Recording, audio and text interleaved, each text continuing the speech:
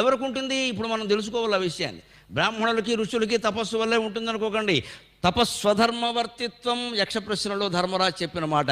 నీ బాధ్యతలు నువ్వు సక్రమంగా చేస్తే వంటింట్లో కేవలం పలహారాలు చేసి అన్నం పెట్టే సామాన్య గృహిణివైనా సరేనమ్మా, నీకు ఒళ్ళు మండి ఎవరినైనా చెప్పిస్తే వెంటనే అవుతుంది. ఒక ఇల్లాలకి ఆ శక్తి ఉంది, శక్తి ఉంది, శక్తి ఉంది. గ్రహించండి.